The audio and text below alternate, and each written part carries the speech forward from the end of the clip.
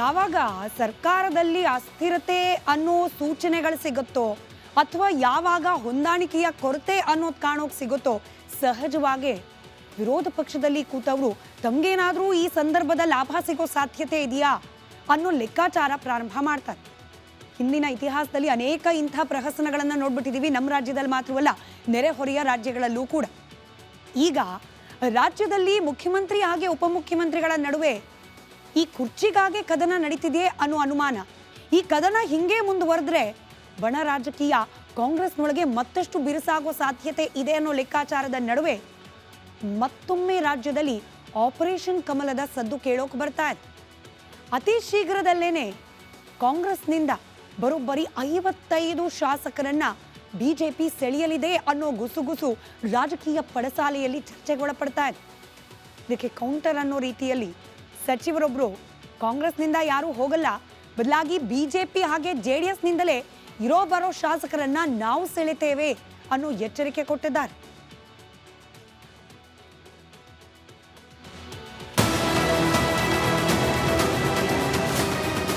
ಪ್ರಯತ್ನ ಮಾಡ್ತಾ ಇದ್ದಾರೆ. ಈಗ ನೋಡ್ತಿದ್ದೀರಿ, ಇಡಿ ದಾಳಿ, ಸಿಬಿಐ ದಾಳಿ, 55 ಶಾಸಕರನ್ನ ಪಟ್ಟಿ ಮಾಡ್ಯಾರ. ಎಲ್ಲ ಶಾಸಕರಿಗೂ ಭಯ ಇದೆ.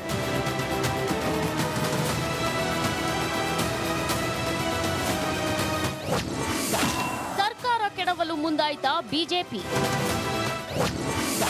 ಕಾಂಗ್ರೆಸ್ ಶಾಸಕರಿಗೆ ಕಾಡುತ್ತಿದೆ ಟೆನ್ಷನ್. ರಾಜ್ಯದಲ್ಲಿ ಮತ್ತೆ ಆಪರೇಷನ್ ಕಮಲ ಶುರುವಾಗಿದೆಯಂತೆ. ಬಿಜೆಪಿ ನಾಯಕರು ಒಬ್ರಲ್ಲ ಇಬ್ರಲ್ಲ ಬರೋಬ್ಬರಿ 55 ಶಾಸಕರಿಗೆ ಗಾಳ ಹಾಕಿದ್ದಾರಂತೆ. ಹೀಗಂತ ವಿಜಯಾನಂದ ಕಾಶಪ್ಪನವರ್ ಸಿಡಿಸಿರೋ ಬಾಂಬ್ ಇವತ್ತು ರಾಜ್ಯಾದ್ಯಂತ ಪಸರಿಸಿದೆ. ನಿನ್ನೆ ಕಾಶಪ್ಪನವರ್ ಏನ್ ಹೇಳಿದ್ರೋ ಥೇಟ್ ಅಂಥದ್ದೇ ಹೇಳಿಕೆ ನೀಡಿದ್ದಾರೆ. ಕಾಂಗ್ರೆಸ್ ಅಲ್ಲಿ ಯಾರೂ ಕೂಡ ಬಿಟ್ಟು ಹೋಗುವುದಿಲ್ಲ. ಇಡಿ ದಾಳಿಯವರು ಅವರು ನಿರಂತರವಾಗಿ ಮಾಡ್ತಾ ಇದ್ದಾರೆ. ಅದರ ಬಗ್ಗೆ ಅವರು ಎನ್ಕ್ವೈರಿ ಮಾಡೋದು ಅವ್ರ ಕರ್ತವ್ಯ. ಮಾಡುವಾಗ ಎಲ್ರದ್ದು ಮಾಡಲಿ ಅಂತೀನಿ ನಾನು. ಕಾಂಗ್ರೆಸ್ ಸೇರುತ್ತಾರ ಜೆಸಿ ಮಾಧುಸ್ವಾಮಿ? ಮಾಜಿ ಸಚಿವ ಜೆಸಿ ಮಾಧುಸ್ವಾಮಿ ಇತ್ತೀಚೆಗೆ ಸಿಎಂ ಭೇಟಿಯಾಗಿ ಚರ್ಚಿಸಿದ್ರು. ಅದರ ಬೆನ್ನಲ್ಲೇ ಬಿಜೆಪಿ ತೊರೆದು ಕಾಂಗ್ರೆಸ್ ಸೇರ್ತಾರೆ ಎಂಬ ಚರ್ಚೆ ಶುರುವಾಗಿದೆ. ಇದೀಗ ಬಿಜೆಪಿ ಶಾಸಕ ಸುರೇಶ್ ಗೌಡ ನಾವ್ಯಾರನ್ನೂ ತಡೆಯಲ್ಲ ಅಂತಿದ್ದಾರೆ. ಇವತ್ತಿನ ಕಾಲದಲ್ಲಿ ಯಾರು ಬಸ್ ಹಚ್ಚಿ ತಿನ್ನು ತಟ್ಟಲಿಟ್ಟು ಅಧಿಕಾರ ಕೊಡಲ್ಲ. ಅವ್ರು ಹೇಳಿದ್ದಾರೆ ಎಲೆಕ್ಷನ್ ನಿಲ್ತೀನಿ ಅಂತ ಹೇಳಿದ್ದಾರೆ. ಮಾಧುಸ್ವಾಮಿಯವರು ನೆಕ್ಸ್ಟ್ ನಾನು ಎಲೆಕ್ಷನ್ ನಿಲ್ತೀನಿ ಅಂತ ಹೇಳಿದರೆ ಅವ್ರ ನಿರ್ಧಾರ ಅದು. ಪ್ರಜಾಪ್ರಭುತ್ವದಲ್ಲಿ ನಾವು ಯಾರನ್ನು ಒತ್ತಡ ಮಾಡಂಗಿಲ್ಲ. ಕಾಂಗ್ರೆಸ್ನಿಂದ ರಿವರ್ಸ್ ಆಪರೇಷನ್ ಎಚ್ಚರಿಕೆ. ಕಾಂಗ್ರೆಸ್ ಶಾಸಕರು ಆಪರೇಷನ್ ಭಯ ಇದೆ ಅಂತಿದ್ರೆ ಎಂಬಿ ಪಾಟೀಲ್ ವರಸೆಯೇ ಬೇರೆ ತರ ಇದೆ. ನಾವೇ ಬಿಜೆಪಿ ಜೆಡಿಎಸ್ ಶಾಸಕರನ್ನ ಸೆಳೆಯುತ್ತೇವೆ ಅಂತಿದ್ದಾರೆ. ಅದು ಆಪರೇಷನ್ ಕಮಲ ಅಸಾಧ್ಯದ ಮಾತು. ಅಷ್ಟೇ ಅಲ್ಲ, ಬಿಜೆಪಿನ ಹಿಂದೆನೂ ಹೇಳಿದ್ದೀನಿ, ಬಿಜೆಪಿಯ ಮತ್ತು JDSನ ಬಹಳಷ್ಟು ಶಾಸಕರು ಕಾಂಗ್ರೆಸ್ ಕದ ಬಡಿತಾ ಇದ್ದಾರೆ. 10-15 ಜನ ನಮ್ಮ ಕಡೆ ಬರ್ತಾ ಇದ್ದಾರೆ. ಇಂಥದ್ರಾಗ ಆಪರೇಷನ್ ಕಮಲ ಮಾತಾಡ್ತಾ ಇದ್ದೀರಿ ನೀವು. 55 ಶಾಸಕರನ್ನ ಸೆಳೆಯೋದು ಎಂದಿಗೂ ಆಗದ ಕೆಲಸ. ಅಷ್ಟೊಂದು ಜನರನ್ನ ಕರೆತಂದು ಯಾವ ಸ್ಥಾನಮಾನ ಕೊಡ್ತಾರೆ, ಹೇಗೆ ಗೆಲ್ಲಿಸಿಕೊಂಡು ಬರ್ತಾರೆ ಅನ್ನೋ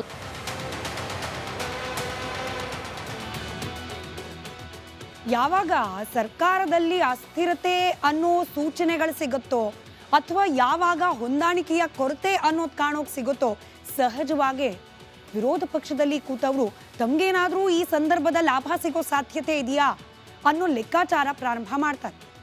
ಹಿಂದಿನ ಇತಿಹಾಸದಲ್ಲಿ ಅನೇಕ ಇಂಥ ಪ್ರಹಸನಗಳನ್ನು ನೋಡ್ಬಿಟ್ಟಿದ್ದೀವಿ. ನಮ್ಮ ರಾಜ್ಯದಲ್ಲಿ ಮಾತ್ರವಲ್ಲ, ನೆರೆಹೊರೆಯ ರಾಜ್ಯಗಳಲ್ಲೂ ಕೂಡ.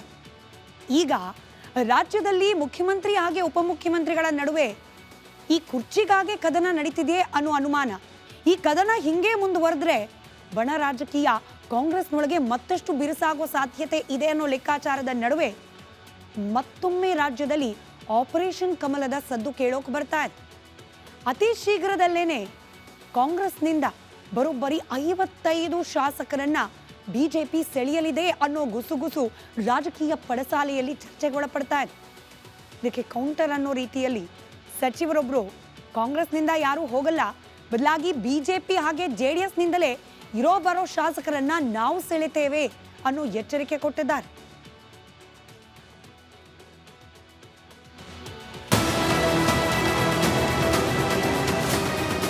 ಪ್ರಯತ್ನ ಮಾಡ್ತಾ ಇದ್ದಾರೆ. ಈಗ ನೋಡ್ತಿದ್ದೀರಿ, ಇಡಿ ದಾಳಿ, ಸಿಬಿಐ ದಾಳಿ, 55 ಶಾಸಕರನ್ನ ಪಟ್ಟಿ ಮಾಡ್ಯಾರ. ಎಲ್ಲ ಶಾಸಕರಿಗೂ ಭಯ ಇದೆ.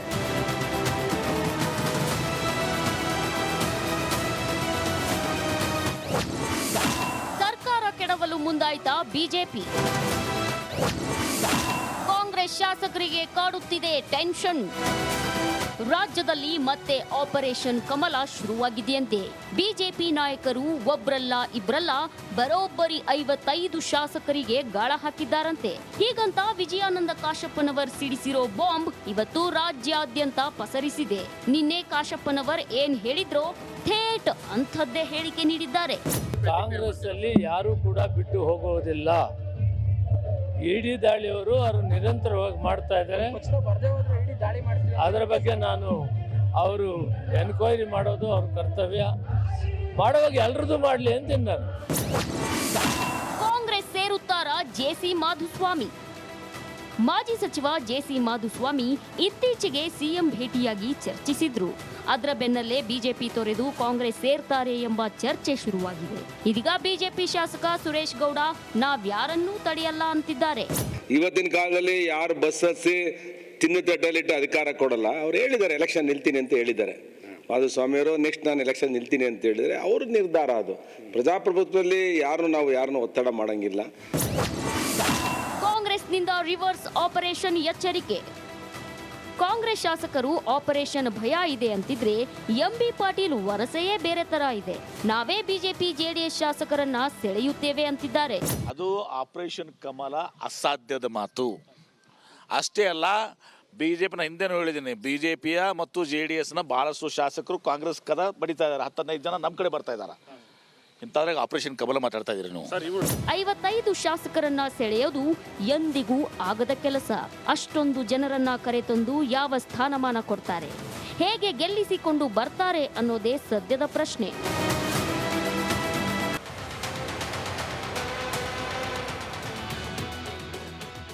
ಯಾವಾಗ ಸರ್ಕಾರದಲ್ಲಿ ಅಸ್ಥಿರತೆ ಅನ್ನೋ ಸೂಚನೆಗಳು ಸಿಗುತ್ತೋ ಅಥವಾ ಯಾವಾಗ ಹೊಂದಾಣಿಕೆಯ ಕೊರತೆ ಅನ್ನೋದು ಕಾಣೋಕೆ ಸಿಗುತ್ತೋ ಸಹಜವಾಗಿ ವಿರೋಧ ಪಕ್ಷದಲ್ಲಿ ಕೂತವರು ತಮಗೇನಾದರೂ ಈ ಸಂದರ್ಭದ ಲಾಭ ಸಿಗೋ ಸಾಧ್ಯತೆ ಇದೆಯಾ ಅನ್ನೋ ಲೆಕ್ಕಾಚಾರ ಪ್ರಾರಂಭ ಮಾಡ್ತಾರೆ. ಹಿಂದಿನ ಇತಿಹಾಸದಲ್ಲಿ ಅನೇಕ ಇಂಥ ಪ್ರಹಸನಗಳನ್ನು ನೋಡ್ಬಿಟ್ಟಿದ್ದೀವಿ. ನಮ್ಮ ರಾಜ್ಯದಲ್ಲಿ ಮಾತ್ರವಲ್ಲ, ನೆರೆಹೊರೆಯ ರಾಜ್ಯಗಳಲ್ಲೂ ಕೂಡ. ಈಗ ರಾಜ್ಯದಲ್ಲಿ ಮುಖ್ಯಮಂತ್ರಿ ಹಾಗೆ ಉಪಮುಖ್ಯಮಂತ್ರಿಗಳ ನಡುವೆ ಈ ಕುರ್ಚಿಗಾಗೆ ಕದನ ನಡೀತಿದೆಯೇ ಅನ್ನೋ ಅನುಮಾನ.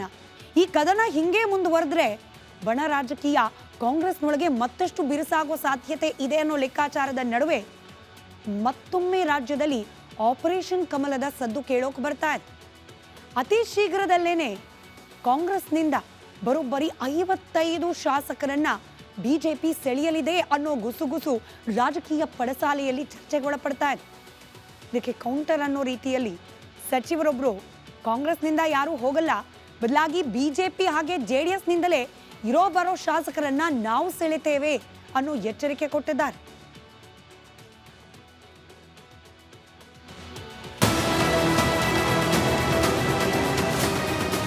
ಪ್ರಯತ್ನ ಮಾಡ್ತಾ ಇದ್ದಾರೆ. ಈಗ ನೋಡ್ತಿದ್ದೀರಿ ಇಡಿ ದಾಳಿ, CBI ದಾಳಿ, 55 ಶಾಸಕರನ್ನ ಪಟ್ಟಿ ಮಾಡ್ಯಾರ. ಎಲ್ಲ ಶಾಸಕರಿಗೂ ಭಯ ಇದೆ.